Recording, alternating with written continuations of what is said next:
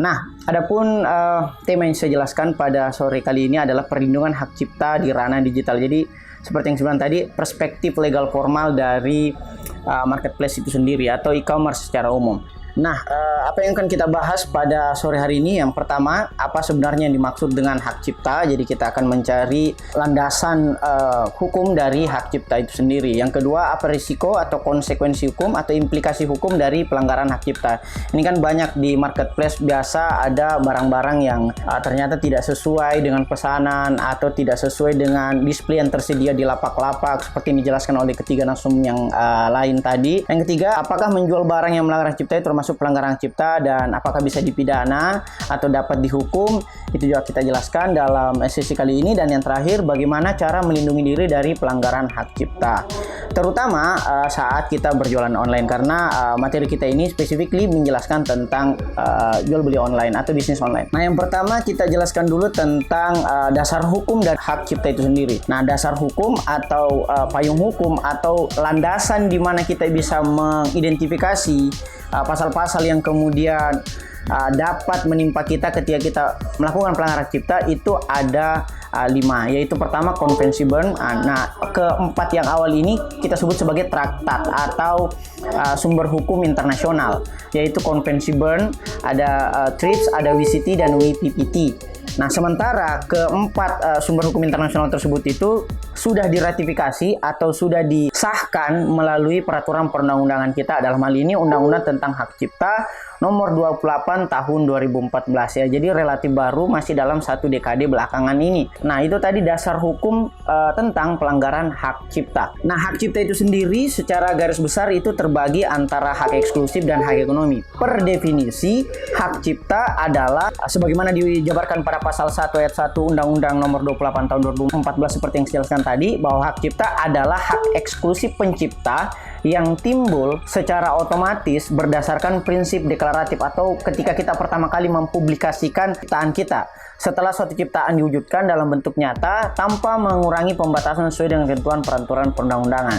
Nah, hak cipta ini atau hak eksklusif ini kemudian terbagi dua. Ada hak ekonomi, ada hak moral.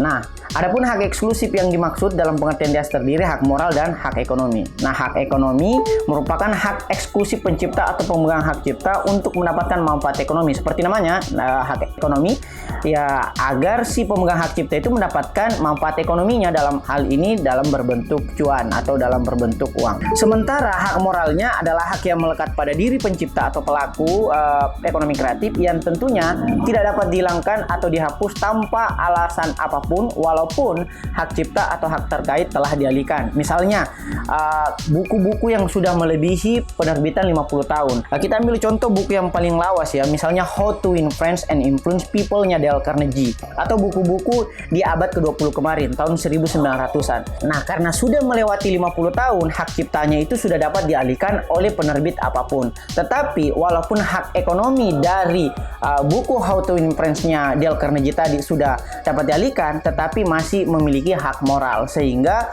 penting kiranya untuk para penerbit yang ingin melakukan pengalihan hak cipta tersebut tetap menghubungi kerabat dari si penulis buku, misalnya Dale Carnegie Foundation. Nah, hak ekonomi dalam pasal 9 Undang-Undang Hak Cipta dinyatakan bahwa pencipta atau pemegang hak cipta memiliki hak ekonomi untuk melakukan. Jadi, hak ekonomi itu memberikan legitimasi bagi pencipta suatu karya untuk menerbitkan ciptaan, penggandaan ciptaan dalam segala bentuknya. Misalnya kalau kita mau gandakan buku kita sendiri ya bebas aja, penerjemahan ciptaan, pengadaptasian, pengaransemenan, misalnya kalau musik-musik ya, kalau kita cover sendiri, bahkan kemarin di YouTube per 2 tahun yang lalu seluruh cover-cover itu sebenarnya sempat dilarang, cuman kemudian digugat oleh para pekerja-pekerja seni alternatif. Atau pentransformasian ciptaan, pendistribusian ciptaan atau salinannya, pertunjukan ciptaan, penggunaan ciptaan, komunikasi ciptaan, dan penyewaan ciptaan. Misalnya penyewaan ciptaan itu kayak Netflix, kayak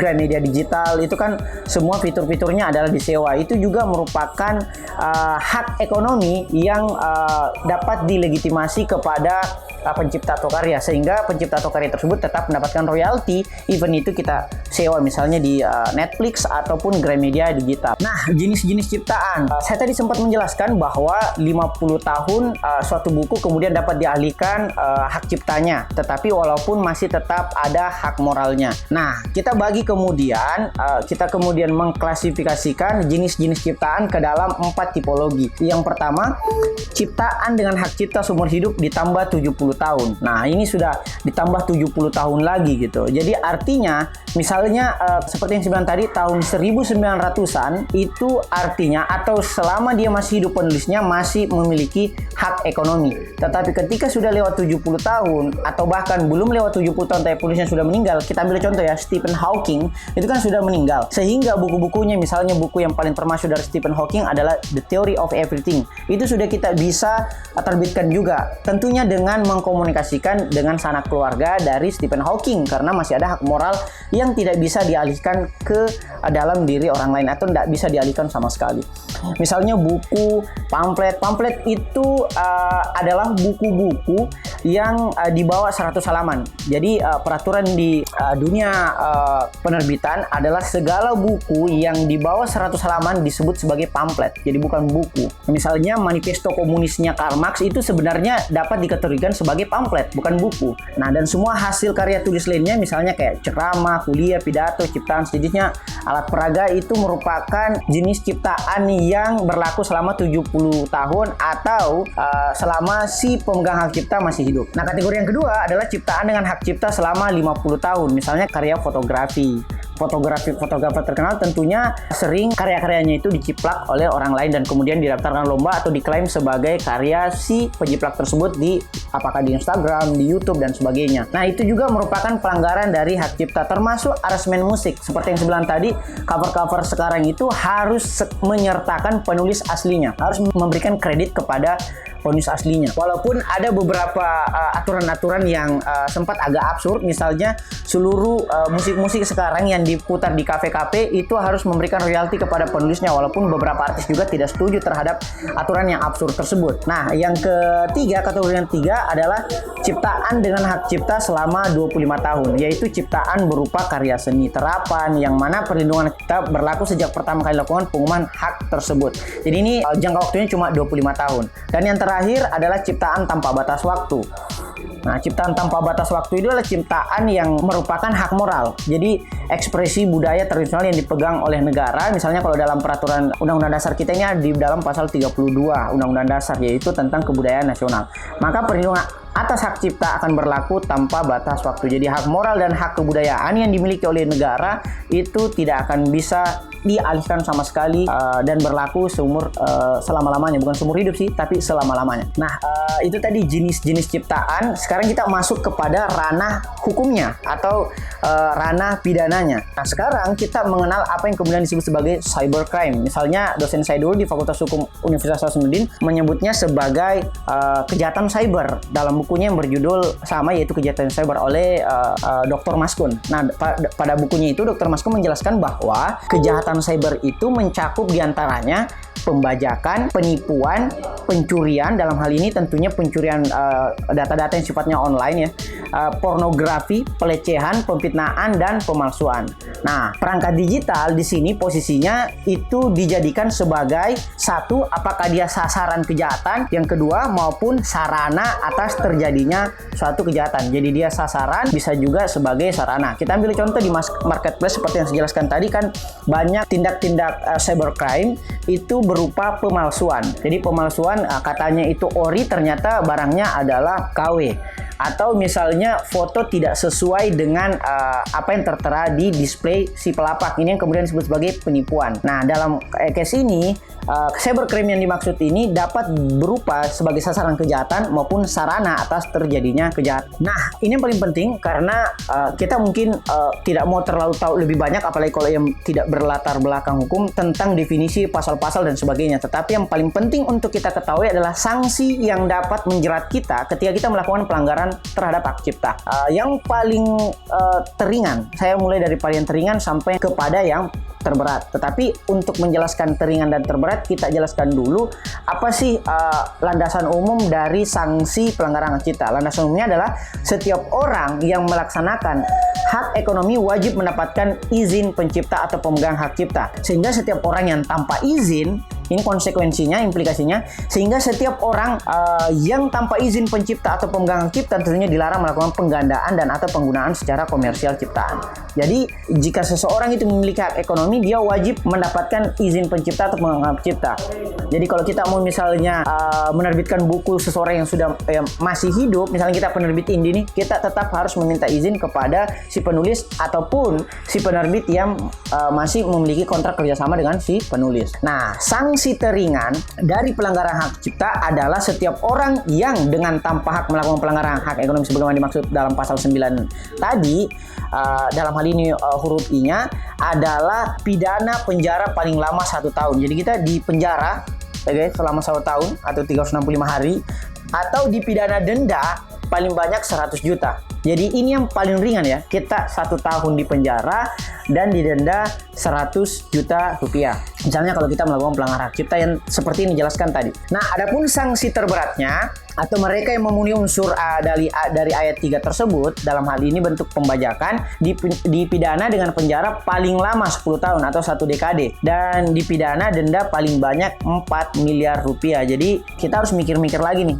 ketika kita mau buru-buru melakukan share-share konten dan sebagainya, khususnya misalnya mereka yang melakukan konten-konten re-upload. Ini kan banyak nih konten-konten yang re-upload yang melanggar sebenarnya copyright atau hak cipta yang ada di penyedia platform. Nah, ini sebenarnya misalnya kayak situs-situs 7 keajaiban inilah, atau situs-situs berita-berita dan sebagainya, misalnya kayak calon sarjana dan sebagainya. Itu sebenarnya sudah banyak penyedia atau kreator-kreator yang melayangkan gugatan terhadap akun-akun seperti itu, akun-akun re-upload seperti itu.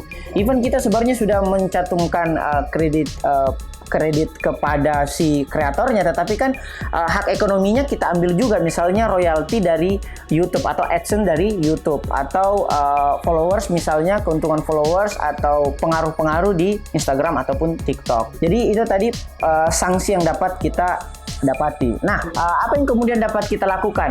Yang dapat kita lakukan, misalnya kalau kita sebagai kreator, untuk melindungi kreator ada tips digital safety. Nah, untuk melindungi hak dari kreator, kini telah ada birokrasi digital. Nah, birokrasi digital itu adalah program yang dicanangkan oleh Kementerian Hukum dan HAM, dalam hal ini oleh Bapak Menteri kita, Yasona Lawli. Bahkan program ini juga sudah dibukukan dengan judul yang sama, dalam hal ini birokrasi digital, pada tahun 2020 kemarin. Jadi Pak Yasona Lawli itu nulis buku sekaligus meluncurkan program birokrasi digital.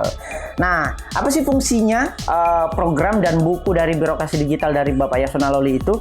Dengan adanya keberadaan birokrasi digital dalam hal ini untuk pelayanan publik, maka transparansi semakin meluas, sehingga kejahatan atau cybercrime atau pelanggaran hak cipta bisa dicegah sedari dini. Nah, adapun langkah-langkah taktisnya, misalnya Kementerian Hukum dan HAM itu menerapkan apa yang kemudian disebut sebagai program lapor. Lapor ini adalah program yang merupakan akronim dari layanan aspirasi dan pengaduan online rakyat. Nah, misalnya juga teman-teman ini sebagai kreator ya. Nah, tapi kan kita ribet nih, kalau mau bikin website kan kita harus punya akta notaris dulu, kita harus lagi di notaris dan sebagainya. Sekarang juga sudah ada AHU online. AHU itu singkatan dari Administrasi Hukum Umum. Jadi kalau teman-teman mau buat akta notaris, mau buat CP dan sebagainya, itu lebih mudah untuk mengidentifikasi apa langkah-langkah yang harus kita lakukan. Nah, segala program tersebut kemudian mempermudah bukan hanya pengurusan akta notaris, tapi juga bahkan SIM, KTP, izin usaha, misalnya kalau teman-teman mau buka lapakan ya, dokumen fidusia, hingga kepada akta notaris. Jadi selain good governance, penerapan birokrasi digital juga ini tentunya akan menghadirkan clean governance. Nah, terakhir, trik untuk digital safety. Gimana bagi kita netizen? Itu kan tadi untuk kreator. Bagaimana bagi kita netizen atau misalnya calon-calon kreator baru di masa depan? Semakin susah dong untuk kita berkreasi karena jangan-jangan nanti ada pelanggaran hak cipta dan bla bla bla. Nah, dalam bukunya Austin Kleon yang berjudul Still Like an Artist, di situ dijelaskan bagaimana sih untuk menjamin kebebasan digital kita dalam berkreasi. Nah, untuk menjaminnya, maka berkreasilah seperti misalnya seorang seniman. Nah, misalnya jadilah orang yang melakukan misalnya riset yang panjang dulu sebelum membuat satu karya sendiri. Nah, seorang biolog misalnya yang dalam hal ini namanya Luther Burbank itu mengumpulkan dulu 10 sampel yang kemudian memilih 20 sampel terbaik. Atau kalau kita terapkan hukum Pareto, dari 100 sampel itu buang yang 20% terbaik itu kita publikasikan sebagai karya sendiri. Misalnya saya mengambil contoh dunia tulis menulis karena saya sebagai penulis bukan sebagai pencipta lagu ataupun sinematografi. Jadi misalnya dalam dunia tulis menulis, kalau teman-teman mau nulis buku, tulislah dulu 100 artikel. Dari 100 artikel itu pilih 20 artikel terbaik untuk dibagikan. Apa fungsinya? Fungsi pertama adalah untuk menghindari plagiasi. Itu yang paling pertama, untuk menghindari plagiasi karena terlalu banyaknya artikel-artikel yang bisa saja di dalamnya mengandung plagiasi. Yang kedua, kita memfilter artikel-artikel terbaik yang akan kita publikasikan dalam buku yang akan kita luncurkan nanti. Nah, karena semakin banyak riset yang kita lakukan, maka semakin banyak pula opsi untuk kita memilih pilihan yang terbaik. Jangan pernah takut disebut sebagai plagiator atau melakukan plagiat selama Anda tentunya mencantumkan sumber aslinya. Selama kita mencantumkan sumber aslinya, misalnya kalau sebagai teman-teman jurnalis ya, ada di situ gambar yang kita kemudian cantumkan, selama kita sematkan juga referensi source-nya di mana, itu kita tidak terjerembab pada plagiasi. Tetapi kita justru dianggap sebagai penulis yang ilmiah atau memenuhi kaidah-kaidah penulisan ketika kita mencantumkan referensinya. Karena tidak ada yang sebenarnya benar-benar asli. Yang penulis lakukan itu sebenarnya hanya modifikasi dari silsilah ide orang lain dengan pendekatan atau approach yang berbeda dan konsep yang berbeda dari sang kreator itu sendiri.